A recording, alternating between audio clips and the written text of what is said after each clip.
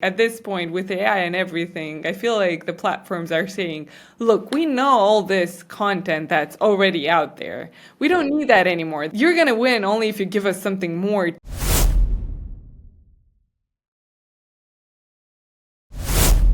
Okay, so on our latest installment in our series of interviews with SaaS leaders about the latest current marketing trends, we are very fortunate to have here Miruna Dragomir, CMO at Planable. Thank you, Marina. Welcome. How are you? Hi, thanks so much for having me. I'm good. I'm good. Enjoying autumn, I guess. Yeah, it's very much getting there, isn't it? And people will start to talk about the holiday season soon, but we won't do that on here. That's not, that's off the limits here. Would you mind just starting just by talking a little bit about you and a little bit about your role at Planable and what Planable is essentially for everyone else? Sure. Yeah. Well, as you said, I'm Miruna. I'm the CMO here at Planable. Planable is the social media collaboration platform for marketing teams. So essentially, it offers this place where everyone can work together on content. They can create it, they can ideate, iterate, get feedback, approvals, and finally publish it and analyze it. I've been with the company for almost 7 years now, so it's been a long journey. In that time, it's just like a frame of reference. When I joined, we had like 50 customers and a single other employee besides me and the founders, of course. And yeah, now we're 40 people in total. We've got almost 7,000 active customers. So it's definitely, and in the marketing team, we're 11 people now. Um, Fantastic. so yeah, so the journey was definitely interesting, and it had all the bits of, early days marketing hacking versus now more serious brand, and yeah. Yeah, that's the thing, isn't it? It's building the brand, isn't it? So you can go from that hacky approach to build that network, build that, authority and go from there. But wow, what a journey, right? And still continue to thrive. I love it. And I love seeing, other SaaSes and all SaaSes really once remember those startup days, and most of them still do. And they can see that full trend, and that gives us such great insight now and a lot of gratitude, right? When you've got a bigger company and you know what the earlier days were like. Yeah. So talking about that for you then, let's start off kicking off a bit about marketing channels. Because I think it's always really interesting about the marketers and when they have sort of marketing software, what actually they use to market themselves. We're an SEO agency. We don't really rely on SEO for our lead generation if it's not the right channel for us, and that's important to know. So yeah, talk to me about what your channels that you're using. Yeah, well, similarly, I guess, in a way that social media isn't yet a main channel for us. So, yeah, we see a lot of, obviously, our customers, it's very important for them, but for us in SaaS, it's a bit more difficult. The biggest channels for us are clearly the search related ones. So, talking about performance and SEO. SEO is a huge part of our marketing. It covers about 30% of our revenue, so it's very important, and it's always like in the past few years it's been scaling so beautifully and so impressively that we keep a very big focus on it. And of course, as I said, performance. And then there's the more mid funnel channels that we have, like influencer marketing. We're growing more and more investment there. Um, and general sponsorships like small events, newsletters, other just content creators or content creation companies. Um, and yeah, social media lately. Um, and I think those are the biggest ones. Mm. Well, that'd be really interesting then. So talk to me a bit about, you talked about search, organic and paid. Why is that such a brilliant channel for a company like yourself? Why does that work?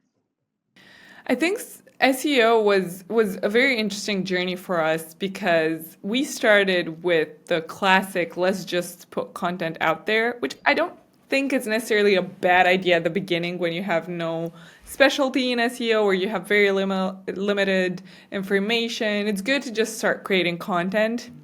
I think it's a good start, but we might have dragged it on for too long. And then we had a focus of writing content that ranks and to target the significant volume keywords and that type of approach, that I don't think is the best idea, because we lacked the skill of identifying what's truly relevant for our product. And that comes in time, or if you really sit and think about it. So after that, we became super, super focused on highly targeted keywords. And we sat with that for about a year of writing very little amount of content, but very well scoped, very high targeted. And that worked out great. And it brought us the confidence in SEO that we needed to keep going. And right now, we're at a place where we built a machine out of SEO. We have content generation that's has a clear workflow, that's smooth, that brings results. And the reason I personally love SEO so much is because it's so versatile. So it doesn't cover like, okay, that's for bottom of the funnel or high intent, or that audience or that audience. Everyone searches on Google, and every single part of the funnel is in some way on Google, whether they're actively searching for a product like yours or something in the area, in the industry that tells you that's the right audience for you. So our approach to SEO, and that's why I think it works, is we started at some point bottom of the funnel to get the results, to get the customers, to target the active buyers. But then we started branching out and going more and more mid-funnel, top funnel, and that helps with the brand as well, and it helps with a serious presence on Google. Yeah, I love that. And I think that's such great advice for anyone who's starting off an SEO journey. Because what normally happens is you need to get results to justify it as a marketing channel. It's one of the more challenging marketing channels to justify immediate results too, because it doesn't have as high an attribution as paid does, and account-based marketing and any other channel you can mention really. But by starting off at that bottom of the funnel stage, it allows you to prove that concept, and then it allows you to start growing from there to go, right, this works, and this is where we can really add as most value as possible to generate meaningful leads or meaningful revenue. I think what people then don't consider, and I'm interested to get your take on this, is if you have a strategy for SEO like that, where you start purely bottom of the funnel and you explain to the client or the internal stakeholders, whoever it's going to be, this is how we show you ROI, so you understand how this works. And then from there, we're going to be growing out to a wider funnel strategy with more awareness and more informational content. But I think what people neglect to consider is they want then the continued bottom of the funnel results at that level forever. And it's actually saying, no, this is where we are. And it's not necessarily about growing that now. Well, it is, but not as aggressively as you've seen that initial growth. It's about maintaining that in a competitive space while topping up the funnel with more informational content. And I think people's expectations for SEO changes, but I'm interested to know your thought on that. Yeah, that's a very good insight that you have, because we went through that journey too. Like at the beginning, I think we targeted bottom of the funnel, but let's be clear here. Like you say that, but it's not a mathematical equation that we found that, oh, this is going to be bottom of the funnel and this is going to convert 20% of the visitors and 1% of them are going to become customers. It's not that clear. You see just a keyword or a plateau of keywords that you think sound like these people are in the right moment and headspace to purchase a product like yours. But many of those it's not the right instinct. You just judged it wrong. And then when it's finally live, you can understand, wait, the intent was a bit different. I see something that I didn't before. Anyway, when it started working, we had a long period of time when we had like 2 articles that brought customers out of hundreds. And so yeah, the how well we managed to estimate the impact from the beginning was questionable, but also we wanted more of those. And I agree, you need to expand a bit the bottom of the funnel, just because 2 articles is very unstable, right? You could lose on one of those or both of them to an algo update or to really anything can happen. So you need a bit of diversity there, but we also understood just how important the rest of the content is to support these. We have a brilliant SEO lead that explains all of this to us stakeholders that how it works and how you need it's like those are the cherries that everyone wants, but you need the tree to support that because you can't just come in and pick the cherries. That would be cheating the game, and Google doesn't let you do that. No, and the cherries are finite, right? I think that's the thing. It's Yeah. people, you're exactly right. It's about building out your keyword strategy, and in an ideal world, yes, you would say to whoever you say, we're going to target 100 keywords. These 40 of these exactly on top of the funnel, Yeah. 40 of them are exactly middle, and 20 of them are exactly bottom, and it will convert at these rates. Let's rank for them. But it's not that way inclined, right? So it's about finding those opportunities. And I think it's when you've got those bottom of the funnel queries that, again, you're discovering and you're understanding if they convert, then I think it's about people understanding, okay, well, what are all, it's pull marketing, right? It's not push marketing. So what are people searching for? This is the space we're playing in, these queries. If we've got a smaller market, a smaller ICP maybe, and they're only searching for a finite amount of things, that's the market share we're playing in, and we've tackled all of these bottom of the funnel ones now.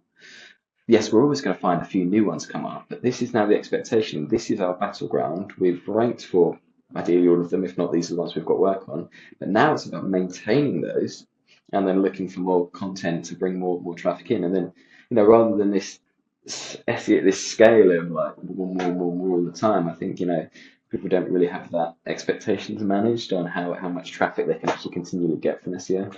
Yeah, and also it's for those very bottom of the funnel keywords that are golden. The Mm, competition is so fierce that obviously there's a lot of changing that happens in yeah, ranking, and but those changes make a huge difference. So yeah. ranking second versus ranking first, it's a big difference. So you want to. It's worth 10, 20 articles to support that one article because Mm. that will could make the change from second to first for even a month, and that's going to bring great results. That's a great way of looking at it. I think people think that the expectation is to be first forever, but actually the managed expectation there is the ideal is to be first for as frequently or Yeah, as often as possible. And it's about maintaining that. And if we drop, that's to be expected, but this is what we're going to do to get that back up there. I yeah. think that's exactly right. And I think we'd be remiss then if we didn't talk a little bit about how search is changing, especially with some of the recent updates. So, is that something you guys consider? I know you've got your own, excellent SEO managers and copywriters and editorial teams that you're probably leaning for this stuff, but is that coming into your conversations at the moment? How AI overviews are taking more SERP real estate and what you can do about that? Yeah, we're more. Of course, it's a concern. It's not necessarily something you can do a lot about. Um, the only game that you can keep on playing is creating.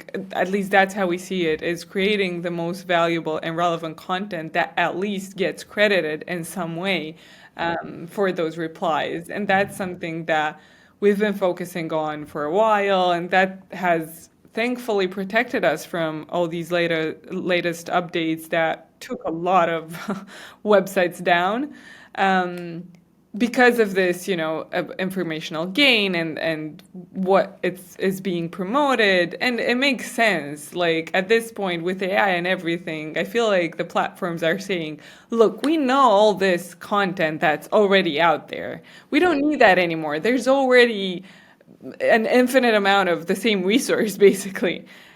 You're gonna win only if you give us something more to nudge on and to feed into the AIs to make it better." Yeah, I completely agree. I think it's, we have all these what is queries, and I think it's, Google and people saying we don't actually need a million different websites telling us what is, this thing or that thing or the other thing, and we don't really need them doing it with a 10,000 word article that explains that as well.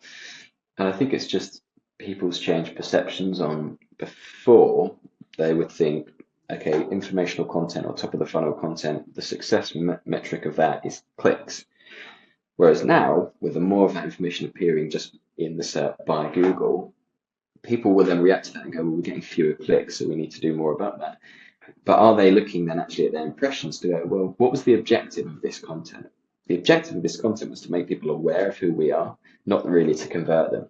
Ideally, get them on site, and maybe increase their session and sign them up to some sort of newsletter or some sort of CTA if we can. But really, most people are busy. They want the information they want, and then they move on. So why are we not changing the conversation to go, well, what awareness is our top of the funnel content creating? How are we measuring that? Look at the views it's getting, look at the featured snippets it's appearing in, look at the impressions it's getting, and that's the value it's giving as the brand, right? But I don't know what your thoughts are. Yeah, we used to have these conversations like we're getting featured snippets, right? And so what? Because no one clicks on them, no one cares. Um, and yeah, I think we did. I think I did talk to someone at some point who was literally against them, like not don't get the snippet, like try not to get the snippet. Anyway, yeah, it's as you said, we're used to like we did when we discover that SEO works, all of us go through the wait, this can make money? I want more of it because of this frame of mind that we have when we think SEO, which means money, money, money. It's hard to apply the key KPIs that you apply to other channels that are pure awareness to the same one. That's why what I was saying when I mentioned how versatile SEO is, because it works full funnel. That's the thing about it.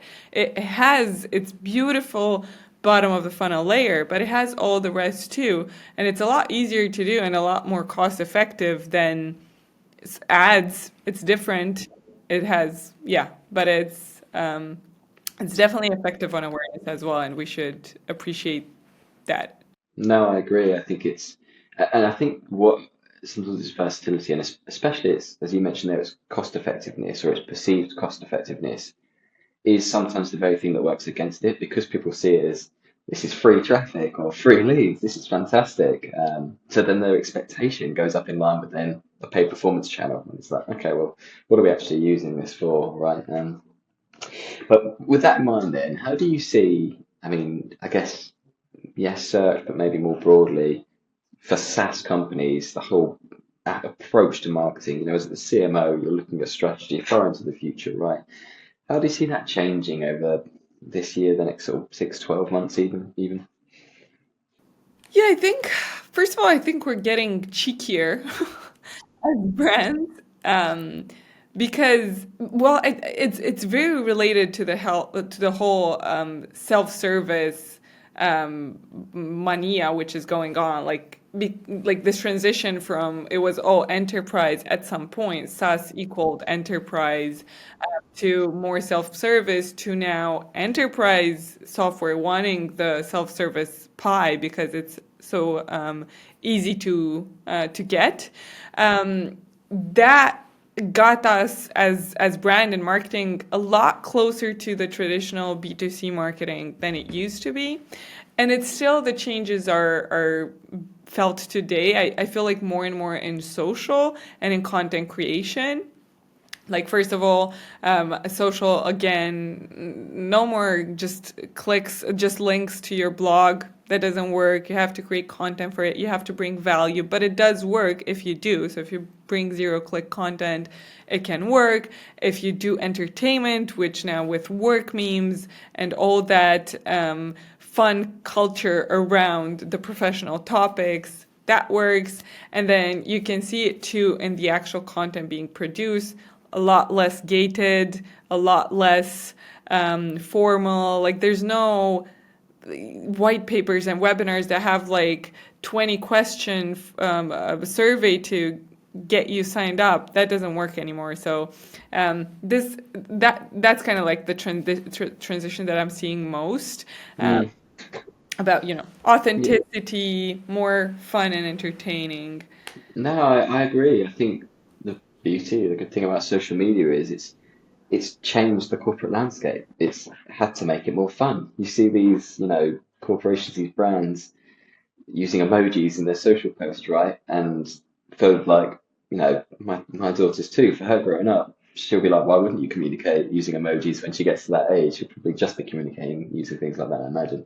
But right now, brands then I can imagine them with, these sort of social media managers at brands or in-house people who maybe been at a big corporation for a decade or so, sort of gritting their teeth and, adding in sort of more fun emojis. But the point is, social media is such a casual thing that people have, and because brands are there, it just impacts that tone of voice in, I think, a really positive way. I don't really see why, even on a serious topic, you have to be formal or overly formal in a way that's unengaging, because everyone just wants to be engaged, and it doesn't matter if it's a GDPR law or a social media planning application, right? Yeah, and people don't really talk like that in real life. Like No. all it really it might be like a whole generational thing that's changing. Less and less formality everywhere, not just on social. So that has to be reflected in some way. And I think the brands that stick to their to what they know, to the formality, the rigid way of talking because they think that's their audience. That's dangerous, I think, because the audiences are changing, um, and our audiences are dynamic. They change with the times just as much as um, as we do. So Yeah, I agree, and I think you said it in an earlier sort of question. It comes down to that authenticity, right? Because it's not about just being casual or informal or adding emojis in. It's about, well, you said it there again. How do people talk normally? So who is your audience and how do they talk, right? yeah, and I'd add something to that because now casual is everyone's casual almost. Mm. So it has to be more than that. You don't just you have to have a personality. You have to find your edge. Yeah, connection. Yeah. Exactly. Who are you as a brand has to have more depth to it and more humanity to it than it used to. So the words like on a brand manual, words like friendly, fun, engaging don't mean anything. You have to Mm. have a specific personality type and way of being in order to relate. Yeah, no, I agree. I agree, and I think that's why I really like where things are moving because marketing went from being a really real organic thing where brands were trying to make connections with people, and then I think through where we've been in the journey of, let's say, just trying to target keywords or just trying to find what works and rinse it and do more of that thing, it got so programmatic. And I think now is a return to people just want to connect with companies. Even if you're buying legal software, you still want to think, well, do I trust that brand? Are they going to serve my needs? And it's making us come full circle back to creating brand and being present on social media, where these companies that now rely on it probably would have resisted and not even had a social media account up to this Yeah. point, years ago. Yeah. So, with that in mind, then, just sort of looking to summarize a couple of points here, what do you think the key, one or two sort of key things people should be considering about their marketing strategies moving forward now? Um, my mantra right now is to decide on the things that we do well and try to do them better, if that makes sense. Hmm. I think it's so much noise right now. There's so much content. There's really it's impossible um, to do something average or the same and get anything out of it. So right now, I think bet on the quality and uniqueness of what you're doing, and that takes longer to do. I Mm. deeply believe that. And so reduce the quantity. And I think that's fine. Just choose if you feel like X or I don't know, Instagram isn't part of your natural DNA. It's hard for you to do. You have to invite someone external or you have to think about it more. Don't do it for now. Mm. If LinkedIn is your DNA, do LinkedIn. Mm. If articles that are, I don't know, have a personal note or come from some sort of expert. That's what you know how to do. Like interviews, do interviews. But be confident. Understand your best skills in marketing, the content or the things that you produce that are best, and take them further. That's what I would say for the moment. Yeah, I love it. I agree. I think because there is so much more happening at the moment, everyone has more competitors than they used to. So it's so easy to get distracted by the noise of, well, what are they doing? We should do that. What are they doing? We Yes. should do that. But you're exactly right. Well, how did we connect with our audience originally? Why did they pick us? Let's double down on that and just do that better, do more of it. Use our budget. Budgets are getting stretched everywhere rather than spreading it across everything. Double down on what we do. We know we do well, make the most of it. Yeah, I think that's a really great summary. Thank you. Yeah, very insightful, Marina. I really enjoyed that. Um, so if there's anything else you want to add, I think we'll wrap up there. But thank everyone for listening, hopefully. Yeah, I don't. I think that's those are my biggest 2 cents at the moment. Brilliant. Well, thank you so much for your time, Marina. I really appreciate it, and it was great talking to you. Yeah, thanks for having me.